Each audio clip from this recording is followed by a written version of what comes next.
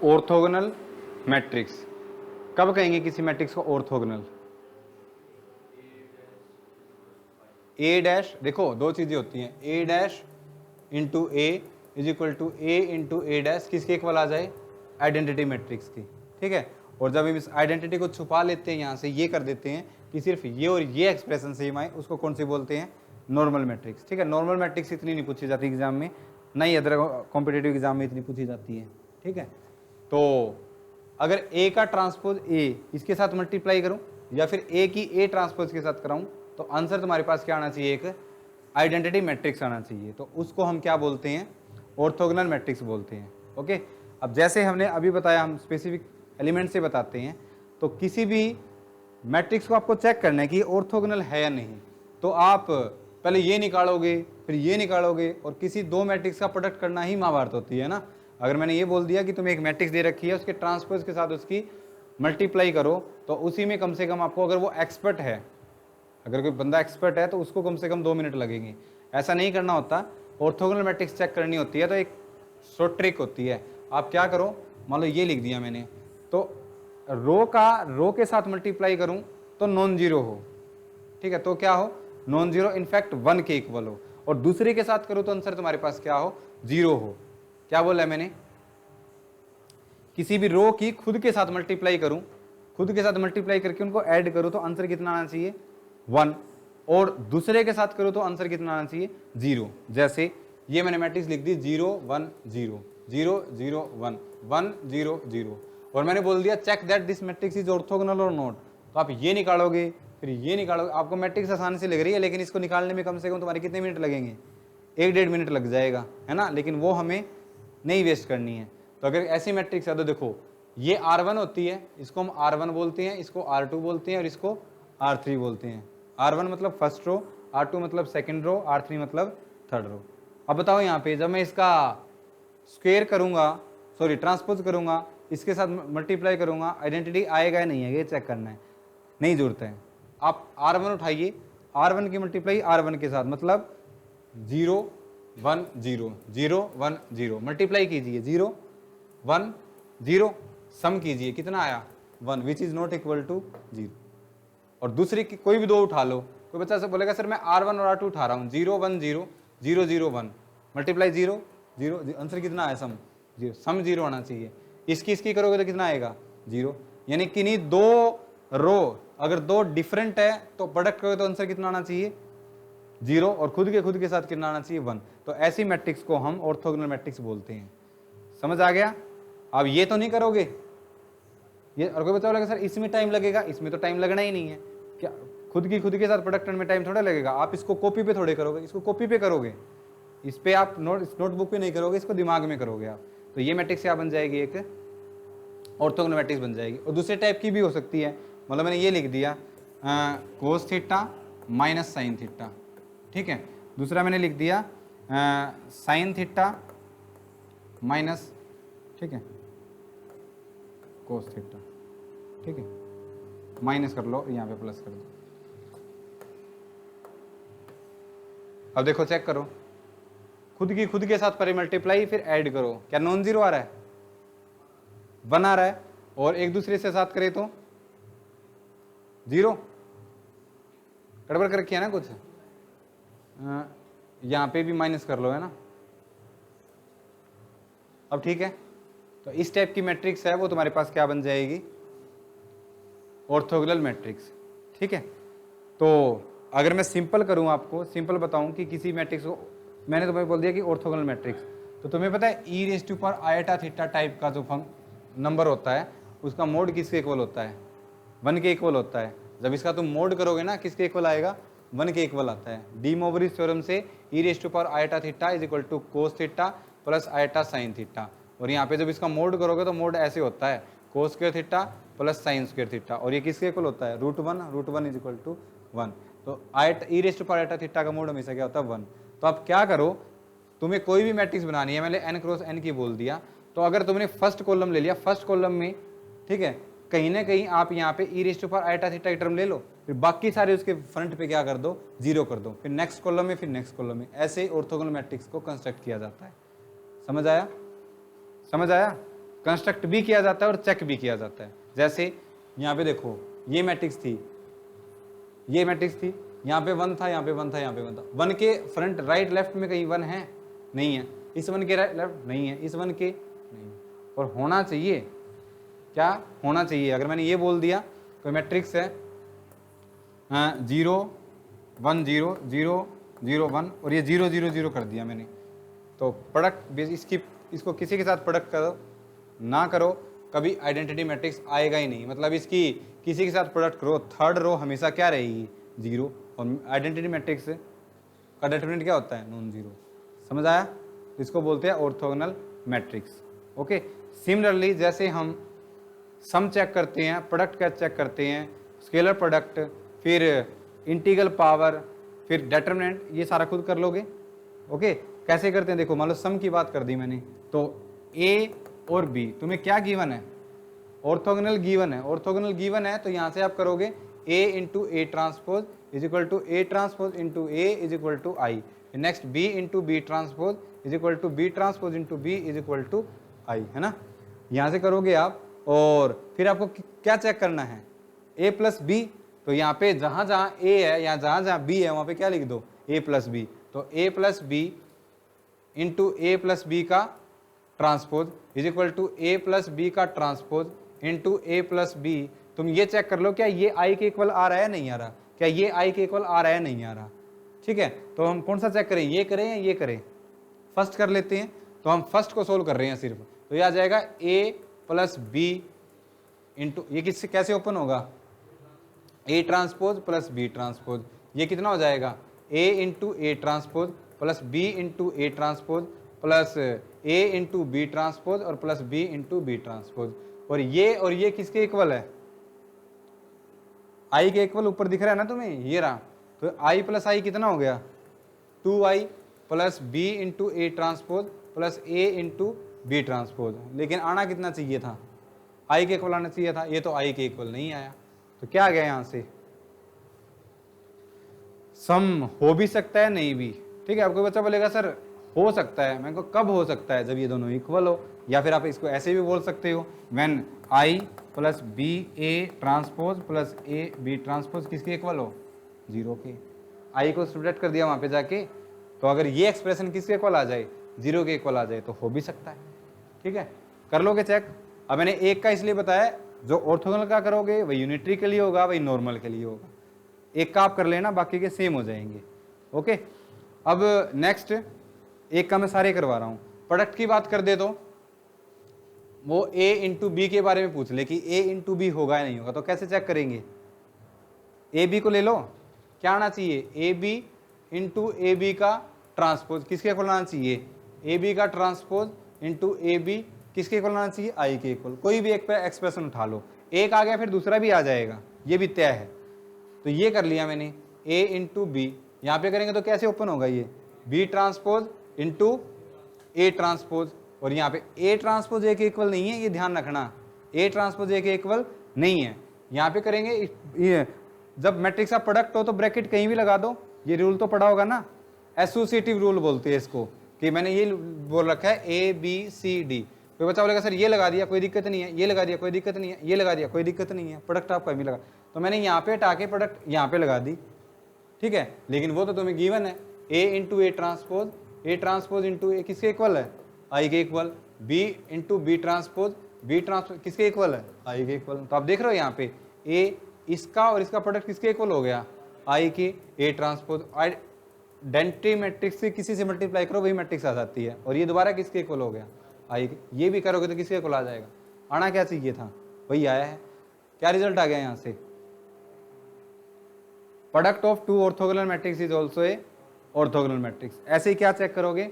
Scalar multiplication. ऐसे ही क्या चेक करोगे? Integral power. ठीक है, कर लोगे। अब देखो एक चीज, यहाँ से मैंने ये चीज लिख दी, A into A transpose is equal to A transpose into A is equal to I. Matrix क्या बन जाएगी? ऑर्थोगोनल। एक +2 क्लास में तुमने ये भी पढ़ा होगा, A into A inverse is equal to A inverse into A is equal to I, पढ़ा है? ठीक है, इनवर्स निकालने का तरीका है ना। अगर इनको कंपेयर करूं मैं तो यहां से क्या आ गया? ए की जगह है, तो ए ट्रांसपोज क्या है, ए इनवर्स इक्वल आ गया ना ये। और कोई बच्चा बोले सर ए के बारे में बता दिया, ए मैट्रिक्स ऑर्थोगोनल है, ए ट्रांसपोज के बारे में आप क्या बोलोगे? तो क्या मैं इसको ऐसे नहीं लिख सकता? फर्स्ट एक्सप्रेशन है, इसको मैं ऐसे लिख सकता हूँ, ए ट्रांसपोज का transpose A transpose plus is equal to A transpose का transpose is equal to I. मैंने कुछ चेंज नहीं किया, क्योंकि ट्रांसपोज का ट्रांसपोज किसके इक्वल होता है, उसी इक्वल। और ये देखो, ये ए की जगह क्या दिख रहा है तुम्हें यहाँ पे, अब ए ट्रांसपोज, और अभी भी रिजल्ट क्या है, होल्ड कर रहा है। तो क्या हो गया यहाँ से बताओ, ए ट्रांसपोज भी क्या हो गई, एक ऑर्थोगोनल। तो रिजल्ट क्या बना, if A is orthogonal then A transpose is also orthogonal. क्यों बना, समझ गया ना? मैंने जस्ट क्या किया, ए को क्या बोल दिया, ए ट्रांसपोज का ट्रांसपोज, ठीक है। तो अब कोई बच्चा बोले सर समझ नहीं आ रहा, थोड़ा कंफ्यूजिंग सा लग रहा है, तो आप क्या करो, ए ट्रांसपोज को एक मिनट के लिए सी बोल दो, सी बोल दिया, यहां से हो गया C transpose into C is equal to C into C transpose is equal to I. और ये किसकी कंडीशन होती है, ऑर्थोगोनल मैट्रिक्स की, ठीक है। तो ए और अब कोई बच्चा बोला सर ए ट्रांसपोज भी ऑर्थोगोनल है, तो ए इनवर्स, वो दोनों तो इक्वल है, दिखाई नहीं दे रहा तुम्हें, ए इनवर्स किसके इक्वल है, ए ट्रांसपोज के। तो क्या आ गया, उसका इनवर्स भी क्या आ गया, ऑर्थोगोनल, ठीक है, कर लोगे। अब बात आती है डिटरमिनेंट की। डिटरमिनेंट को कैसे चेक करेंगे, कोई भी प्रॉपर्टी है ना, मैंने सिमेट्री के लिए किया, स्क्यू सिमेट्री, आप दोनों तरफ डिटरमिनेंट ले लीजिए। जैसे ये है ए into A transpose is equal to A transpose into A is equal to आई।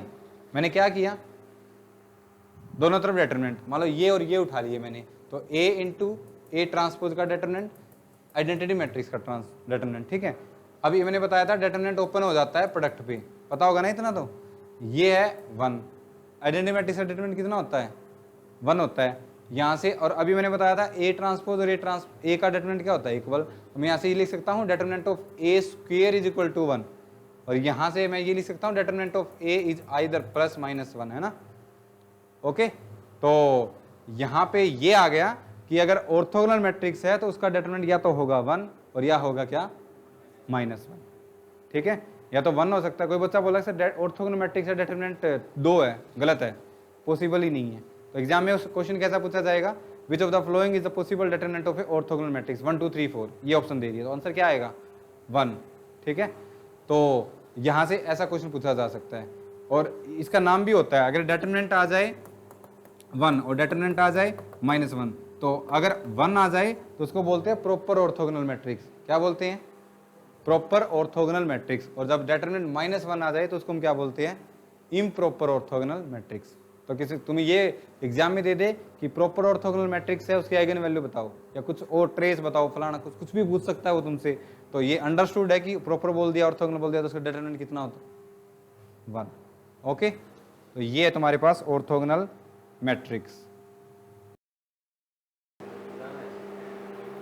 बस ये 3 मैट्रिक्स कर लेते हैं, ठीक है। नेक्स्ट है यूनिटरी मैट्रिक्स। यूनिटरी मैट्रिक्स, ठीक है। जैसे सिमेट्रिक से हर्मिशियन बनी थी ना, वैसे ही ऑर्थोगोनल से क्या बन गई, यूनिटरी। ओके, तो यूनिटरी में आ जाएगा कॉम्प्लेक्स का पार्ट, यानी अगर हम करें A star A is equal to A into A star, तो ये किसके इक्वल आना चाहिए, आइडेंटिटी मैट्रिक्स के इक्वल आना चाहिए। तो उसको हम क्या बोलते हैं, यूनिटरी मैट्रिक्स बोलते हैं, ठीक है। प्रॉपर्टी वैसे ही है सारी की सारी सेम जैसे ऑर्थोगोनल के लिए करी है, यानी सबसे पहले क्या चेक करेंगे, सम, उसके बाद क्या चेक करेंगे, प्रोडक्ट, उसके बाद क्या चेक करेंगे, स्केलर मल्टीपल, उसके बाद इंटीग्रल पावर, उसके बाद इनवर्स, उसके बाद ट्रांसपोज, उसके बाद डिटरमिनेंट, उसके बाद बस यही तो चीज़ें हैं, ठीक है। तो ये भी मैंने बता दिया, जो ऑर्थोगोनल के लिए होगा वही किसके लिए होगा, यूनिटरी के लिए भी होगा। ओके, अब बात आती है कि यूनिटरी मैट्रिक्स को कंस्ट्रक्ट कैसे करें, ठीक है। तो जैसे ऑर्थोगोनल मैट्रिक्स कंस्ट्रक्ट करी थी वैसे ही अगर मैं e raise to power iota theta को रियल लेता हूं एलिमेंट, तो वो ऑर्थोगोनल मैट्रिक्स हो जाएगी। अगर मैं उसको कॉम्प्लेक्स ले लूं, ठीक है, तो वो तुम्हारे पास क्या बन जाएगी, एक यूनिटरी मैट्रिक्स। जैसे फॉर एग्जांपल ये मैंने बोल दिया A is equal to iota 0 0 0 0 iota 0 iota 0, और मैंने ये बोल दिया कि चेक करो कि ये जो मैट्रिक्स है ये ऑर्थोगोनल होगी, सॉरी कौन सी, यूनिटरी होगी या नहीं होगी। तो सेम एज इट इज जैसे ऑर्थोगोनल बनाई थी E raise to power iota theta, अगर ये क्या कर दे हम एक इमेजनरी नंबर ले आए, तो तुम्हें पहले पता है E raise to power iota theta imaginary और रियल, उसका मोड ऑलवेज कितना होता है 1 होता है। तो ऐसे इमेजनरी नंबर उसी सीक्वेंस में हम उसी तरीके से अगर एडजस्ट कर दे तो वो क्या बन जाती है, एक कौन सी टाइप की मैट्रिक्स बन जाती है, यूनिटरी मैट्रिक्स बन जाती है। तो बताओ ये यूनिटरी बनेगी, बिल्कुल बनेगी। आप देखो आयोटा का मोड कितना होता है, मोड ऑफ आयोटा 1 होता है, ठीक है, माइनस आयोटा है उसका मोड भी 1 होता है। तो अगर मैं यहाँ पे किसी आयोटा की जगह माइनस आयोटा लिख दूँ तब भी कोई डिफरेंस नहीं है, ये क्या बनेगी, एक यूनिटरी मैट्रिक्स बनेगी। ये होते हैं चेक करने के लिए कि मैंने बोल दिया कि इसको चेक करो कि यूनिटरी मैट्रिक्स है या नहीं है, तो इसको चेक करने में ही आपको कम से कम 2 मिनट लग जाएंगे, ठीक है। ये 2 मिनट में तब बोलता हूँ जब बंदा एक्सपर्ट हो, ठीक है, लेकिन चेक नहीं करना है। आप ये देख लो, ऐसी मैट्रिक्स है, एक मैट्रिक्स एक एलिमेंट नॉन जीरो, इसके इस लेफ्ट साइड में राइट हैंड साइड में 0 एलिमेंट होना चाहिए, बिल्कुल है, बिल्कुल है, बिल्कुल है, मोड 1 है, 1 है, 1 है, तो पक्का क्या है ये कि यूनिटरी मैट्रिक्स कर लोगे। ये होती है किसी स्पेसिफिक टाइप को हमें चेक करना है कि वो यूनिटरी है या नहीं है, ओके। और सिंपल बोल दूं मैं, मान लो मैंने ये बोल दिया A इज इक्वल टू कोई मैट्रिक्स बोल दी E raise to power iota theta 0 0 E raise to power minus iota theta, ये यूनिटरी है या नहीं है, बिल्कुल है। ये रियल हो चाहे कॉम्प्लेक्स हो कोई दिक्कत नहीं है। जब हम मैट्रिक्स A को रियल ले लेते हैं, ठीक है, तो A इंटू ए स्टार किसके इक्वल हो जाता है, A इंटू ए ट्रांसपोज के इक्वल, और A स्टार A किसके इक्वल हो जाता है, A ट्रांसपोज A के इक्वल। यानी अगर कोई मैट्रिक्स रियल है और फिर उसको यूनिटरी बोल रहे हो तो नॉनसेंस बात है, आप उसको क्या बोल लो, ऑर्थोगोनल। समझ रहे हैं मैंने क्या बोला है। तो अगर आप मैट्रिक्स रियल लेके चल रहे हैं, इसको यूनिटरी यूनिटरी बोल रहे हैं, तो उसको ऑर्थोगोनली बोल दो। यानी अगर कोई मैट्रिक्स रियल है तो उस पर कंजुगेट तो होगा ही नहीं, फिर उसका कंजुगेट उसी मैट्रिक्स से इक्वल आ जाएगा, और फिर वो कौन सी मैट्रिक्स हो जाती है, A ट्रांसपोज A, ठीक है, ऑर्थोगोनल। ओके, प्रॉपर्टी कर लोगे चेक इसकी। और नेक्स्ट जो नॉर्मल है उसको चेक करने की जरूरत नहीं, आप उसको स्किप कर सकते हो, उससे क्वेश्चन नहीं पूछेंगे। कौन सी होती है ये बता दो, नॉर्मल मैट्रिक्स जब A into A transpose A के आइडेंटिटी एलिमेंट के मैट्रिक्स से इक्वल आना कोई ज़रूरी नहीं होता है, तो उसको हम बोलते हैं नॉर्मल मैट्रिक्स। उसके सारे रिजल्ट सेम होते हैं जो ऑर्थोगोनल के लिए होते हैं, इसलिए उस पर क्वेश्चन पूछना बेकार है। किस पे क्वेश्चन पूछ लेता है वो, ऑर्थोगोनल मैट्रिक्स पे, ठीक है। बस 5 मिनट दे दो, मैं 3 मैट्रिक्स और बता देता हूँ, ओके। अब तक हो गई हमारी 15 मैट्रिक्स, ओके। नेक्स्ट जो 3 मैट्रिक्स हैं वो है सबसे पहले आइडम्पोटेंट मैट्रिक्स। आइडम्पोटेंट मैट्रिक्स नाम सुना है, आइडम्पोटेंट एलिमेंट, आइडम्पोटेंट मैट्रिक्स, आइडम्पोटेंट। आइडम्पोटेंट मतलब आइडम मतलब 2, पोटेंट मतलब पावर। यानी अभी तो 3 कैटेगरी जो मैट्रिक्स करने वाले, अभी प्रोडक्ट की करी थी हमने, पहले ट्रांसपोज की करी, फिर ट्रांसपोज कंजुगेट की करी, फिर हमने प्रोडक्ट की करी, A into A transpose into A, ठीक है, A theta is into A. अब करेंगे पावर पे। आइडम्पोटेंट, अगर मैं किसी मैट्रिक्स का स्क्वायर करूं और वो उसी मैट्रिक्स के इक्वल आ जाए, उसको हम आइडम्पोटेंट मैट्रिक्स बोलते हैं। कौन सी मैट्रिक्स, तुम्हें तो पता ही नहीं था, नहीं पता था इन चीज़ों को, नहीं पता था ना पहले, मैं ये मान के चला तुम्हें पता है ये सारी चीज़ें। Idempotent matrix A square is equal to A, उस टाइप के मैट्रिक्स हम क्या बोलेंगे, आइडम्पोटेंट मैट्रिक्स। ऐसे ही आइडम्पोटेंट एलिमेंट भी होते हैं जिसमें बोलते हैं A स्क्वायर करें हम और उसके इक्वल आ जाए, A के इक्वल आ जाए, ठीक है, ग्रुप थ्योरी में आइडम्पोटेंट एलिमेंट, ओके। तो यहाँ पे इस टाइप की मैट्रिक्स को बनाने के लिए हम क्या करेंगे, मान लो A इज इक्वल टू, मैंने ये ले ली 0 0 0 0, क्या मैं इसका स्क्वायर करूंगा तो इसी के इक्वल आ जाएगा, पहले ही पता है 0 है, इसमें क्या सोच रहे हो, इसमें भी ऐसे सोच रहे हैं, 0 मैट्रिक्स है, ठीक है। और 0 मैट्रिक्स को लिखने का तरीका ये भी होता है, ये 0 नहीं है, क्या है, कैपिटल O है, ये कैपिटल O मतलब 0 मैट्रिक्स, ठीक है। तो यहाँ से करेंगे A का स्क्वायर, वो भी तो 0 ही मैट्रिक्स बनेगा, और फिर इसको हम A भी बोल सकते हैं, ओके। तो A क्या, ये जो 0 मैट्रिक्स से क्या बन गई, आइडम्पोटेंट मैट्रिक्स। सिमिलरली अगर मैंने मैट्रिक्स ये A ले ली, A इज इक्वल टू 1 0 0 1, क्या ये एक आइडम्पोटेंट मैट्रिक्स है ये। इसका स्क्वायर करोगे तुम, A का स्क्वायर किसके इक्वल आएगा, A के इक्वल आएगा। फिर मैंने एक मैट्रिक्स ये ले ली, A इज इक्वल टू 1 2 0 1, इसका स्क्वायर करना एक बार कर सकते हो दिमाग में। तुम इसका स्क्वायर करोगे ए स्क्वायर तो कुछ ना कुछ यहाँ पे अलग आएगी, 1 समथिंग 0 1 ऐसा आंसर आएगा। वहाँ समथिंग की जगह 2 नहीं होगा, ये तय है, ठीक है। तो ए स्क्वायर ए के इक्वल नहीं है, तो ये मैट्रिक्स क्या हो जाएगी, ऑर्थोगोनल, सॉरी यूनिटरी आइडेंटिटी नहीं होगी। ओके, सिमिलरली जैसे ए स्क्वायर है, ए के इक्वल चाहिए तुम्हें, तो जनरल मैट्रिक्स बनानी हो तो इसको ऐसे लिखेंगे, ए इज इक्वल टू, यहाँ पे 1 लिख दो, यहाँ पे कोई भी नंबर लिख दो, मैंने यहाँ पे क्या लिख दिया के, और यहाँ पे 0 0 कर दो। इसका स्क्वायर करना, के कुछ भी हो सकता है, इसका तुम स्क्वायर करोगे यानी ए स्क्वायर करोगे तो ए के ही इक्वल आएगा, है ना, देख रहे हो, कर सकते हो माइंड में, इसी के इक्वल आ रहा है। तो तुम्हें जनरल कोई बोल दे कि लिखना एक आइडेंटिटी मैट्रिक्स, तो के की जगह 1 ले लो, बोलेगा इससे अलग लिखना, तो के की जगह क्या ले लो 2, बोलेगा इससे अलग 3 4, कितनी मैट्रिक्स बन सकती है, इनफाइनाइट। दूसरा तरीका है सबसे आसान, ए इज इक्वल टू, मैंने पूछ लिया ऑर्डर कितना है, उससे ये पूछ लिया ऑर्डर कितना है मैट्रिक्स, और उसने कितना बोल दिया, बोलो कुछ भी एक नंबर बोल दो, 2 3 बोल दिया मान लो, तो आप क्या करो, हर जगह 1/3 1/3 1/3 लिख दो।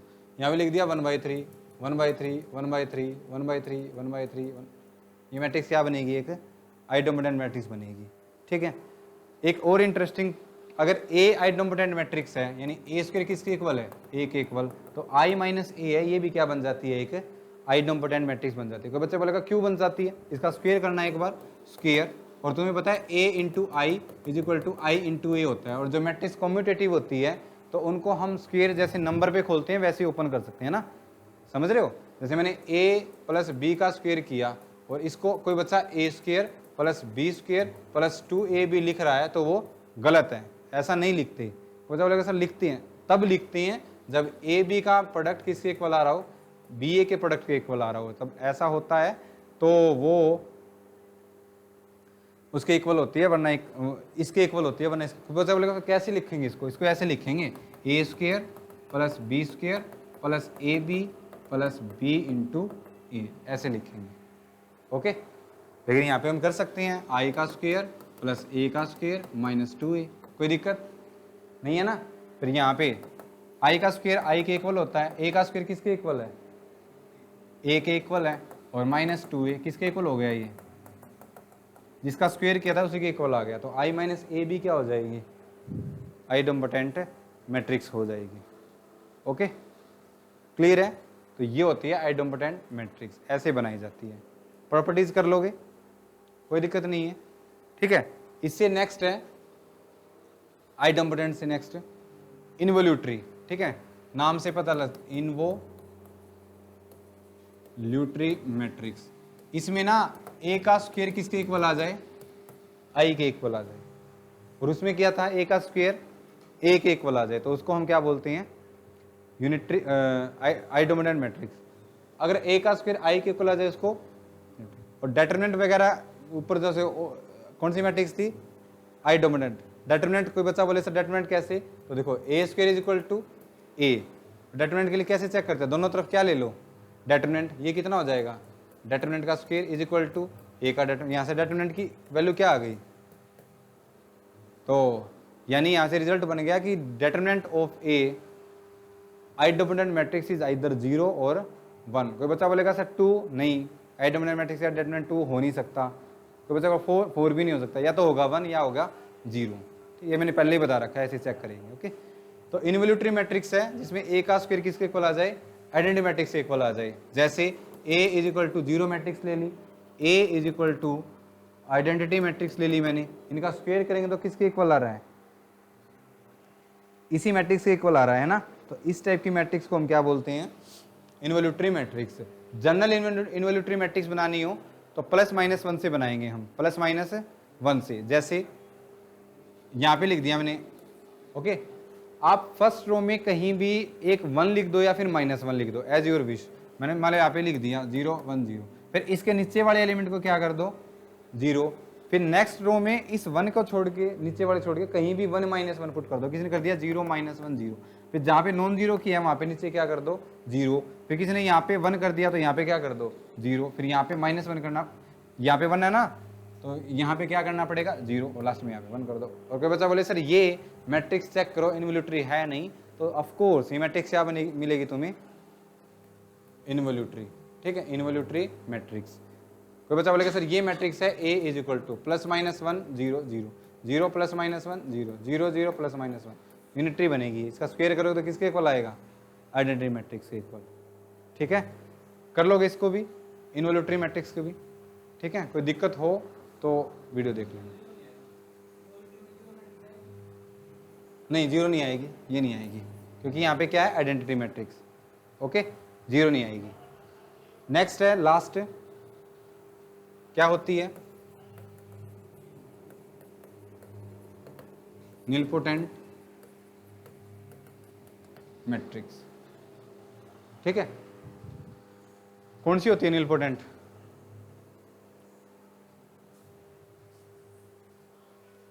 नीलपोटेंट मैट्रिक्स हम किसी मैट्रिक्स को तब बोलते हैं जब हम उसकी कुछ पावर करें और वो क्या बन जाए 0, ठीक है। मान लो A है जिसका ऑर्डर कितना ले रखा है तुमने n क्रॉस n है, ओके।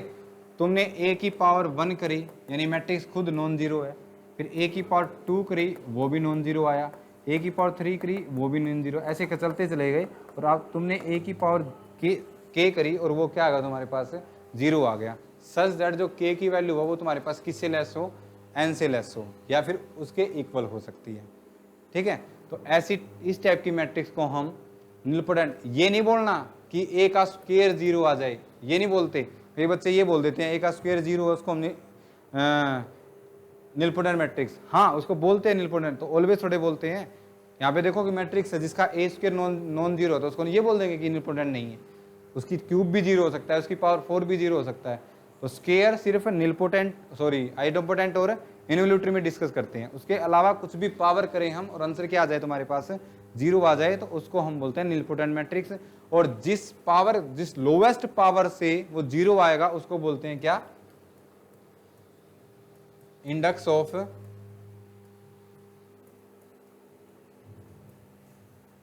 नीलपोटेंसी, index of नीलपोटेंसी। तो बच्चा बोलेगा सर मैंने ना एक मैट्रिक्स ली जिसका ऑर्डर मैंने ले लिया 4 क्रॉस 4 और जो मैट्रिक्स है वो नॉन जीरो है, मतलब पहले मैट्रिक्स नॉन जीरो है। नॉन जीरो मैट्रिक्स वो होती है जिसका एटलीस्ट एक एलिमेंट नॉन जीरो हो, ओके। और जीरो मैट्रिक्स जिसके सारे एलिमेंट क्या हो 0 हो। तो उसने बोल दिया कि A की पावर 3 करने से 0 आ रहा है, ठीक है, इतना बोला उसने, A की पावर 3 करने से 0 आ रहा है, तो 3 को इंडेक्स ऑफ नीलपोटेंसी नहीं बोलते हैं, ओके। क्या पता A का स्क्वायर करने से भी 0 आ रहा हो, ऐसी भी तो मैट्रिक्स पॉसिबल हो सकती है। जैसे मैंने ये मैट्रिक्स ले ली 0 0 0 1 0 0 0 0 0 0 0 0 0 0 0, क्योंकि उसने ऑर्डर कितना ले रखा है 4 क्रॉस 4।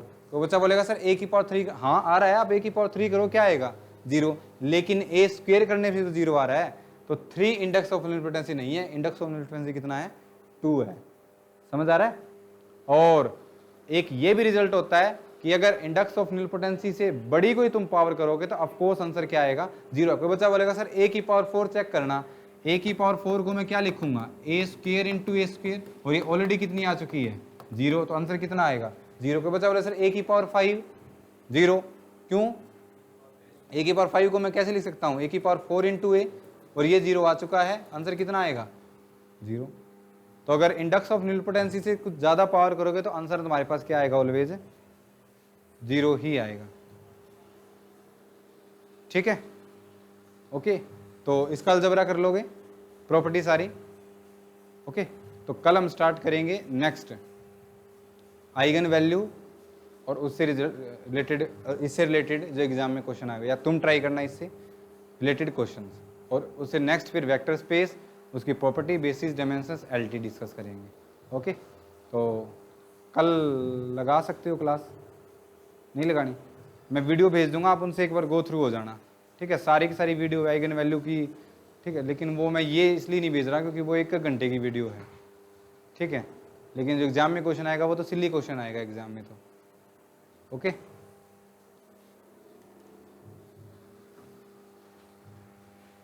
हेलो।